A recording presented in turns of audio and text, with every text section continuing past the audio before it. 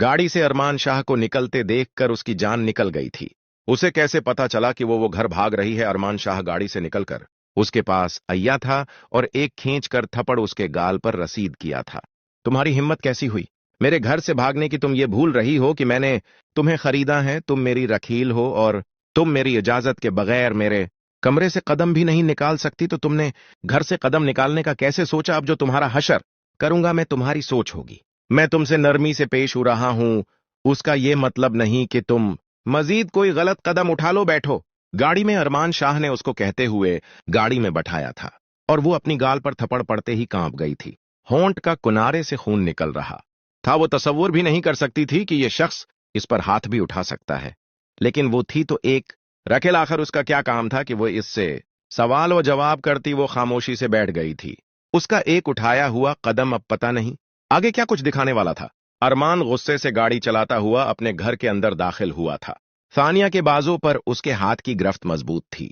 सानिया को उसके कमरे में लाकर अरमान शाह ने तमाम गार्ड्स को बुलाया और बुआ को बुलाया। आप लोग सारे अंधे हो? ये छटानक भर की लड़की घर से फरार हो रही थी और आप लोग सारे सो रहे थे।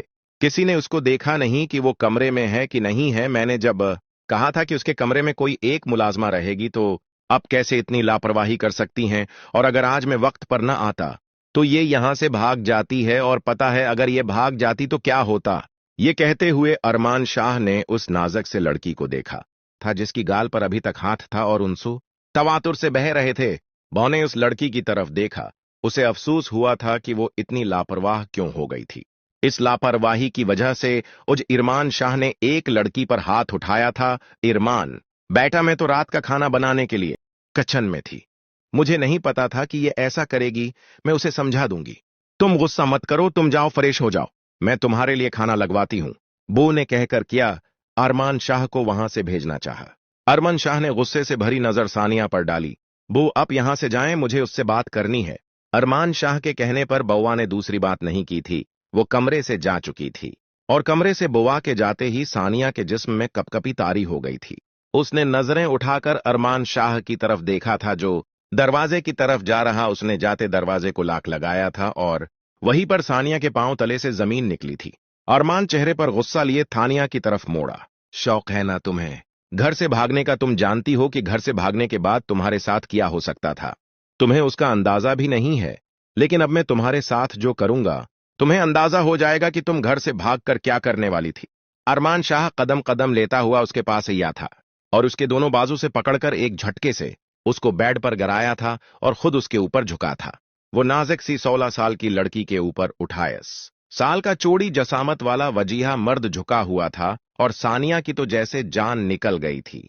उसने रोते हुए नफी में सरह लाया था। मुझे माफ कर दे, मैं अब यहां से नहीं निकलूंगी। मुझे माफ कर दें। सानिया मुसलसल इल्तजा करी थी, लेकिन अरमान शाह तो किसी और ही दुनिया में मग्न था। उसकी आंखों में आंसू, उसके होंठ और उसके सरख होते गाल और गालों उसके अंगलियों के निशान इरमान शाह के दिल में हलचल मचा रहा था। उसने आगे बढ़कर अपने होंठ उसकी गर्दन पर रखे ही थे। सानिया ने अपने नाजुक हाथों से उसकी शर्ट को दबूचके से पीछे हटाना चाहा था, लेकिन वो इतने मजबूत वजिया मर्द को अपने ऊपर से नहीं हटा पा रही थी। सानिया का कांपते हुए वजूद को महसूस करते हुए अरमान शाह यकदम पीछे हटा था। ये उससे क्या हो गया था? वो क्यों उसके इतने करीब हो रहा था? ये वो भी नहीं जानता था। अरमान शाह को अपने से ऊपर उठता देखकर सानिया ने गहरा सांस लेते हुए फौरा से उठ बैठी थी। अरमान शाह ने सानिया की तरफ देखा था जिसका जिस्म अभी भी कांप रहा था।